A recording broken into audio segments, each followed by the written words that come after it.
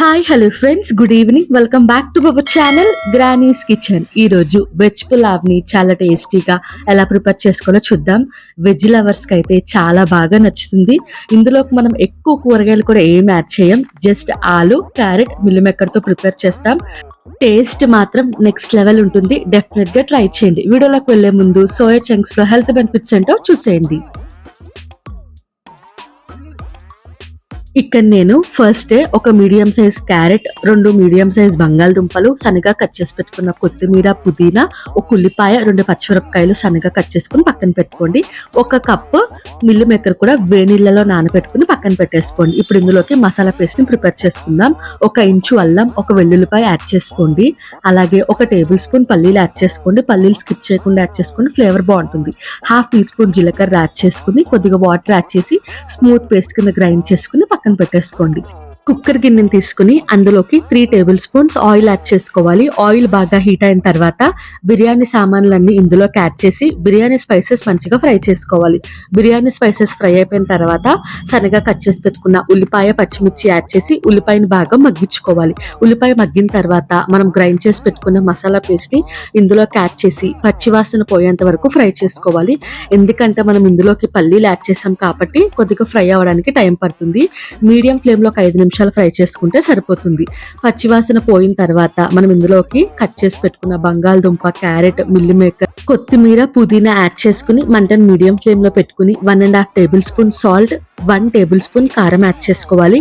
ఉప్పు, కారం మీ టేస్ట్కి సరిపడా మీరు అడ్జస్ట్ చేసుకోవాలి.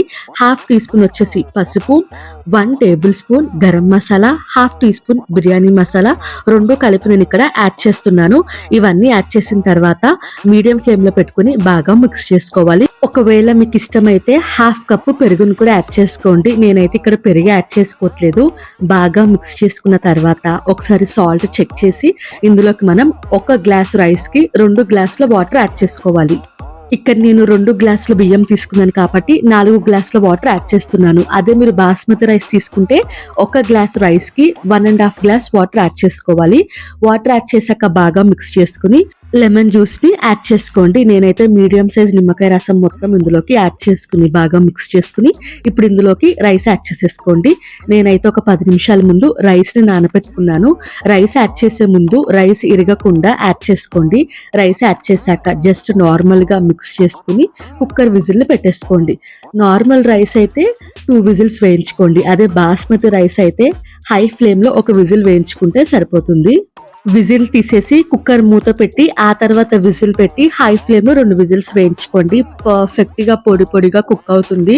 అదే బాస్మతి రైస్ అయితే 1 విజిల్ అయితే సరిపోతుంది. కుక్కర్ ప్రెషర్ అంతా పోయిన తర్వాత మూత తీసుకుని వేడి వేడిగా సర్వ్ చేసుకోండి. చూడండి ఎంత పొడి పొడిగా కుక్ అయిందో. వంట రాని వాళ్ళు కూడా చాలా ఈజీగా ప్రిపేర్ చేసేస్తారు. వెజ్ వాళ్ళైతే పెరుగు చట్నీ, నాన్ వెజ్ వాళ్ళైతే చికెన్ కర్రీతో సర్వ్ చేసుకోండి. నెక్స్ట్ లెవెల్ ఉంటుంది. కొద్దిగా థమ్స్అప్ కూడా ఉంటే చాలా బాగా ఎంజాయ్ చేసేస్తారు. ఈ వీడియో మీకు నచ్చింది అనుకుంటున్నాను. డెఫినెట్ గా ట్రై చేసి ఎలా వచ్చిందో నాకు కామెంట్ సెక్షన్ లో కామెంట్ చేయండి. ఇటువంటి మంచి వీడియోస్ కోసం నా ఛానల్ ని లైక్ చేయండి, షేర్ చేయండి, సబ్స్క్రైబ్ చేసి పక్కన బెల్ ఐకాన్ ని ప్రెస్ చేయండి.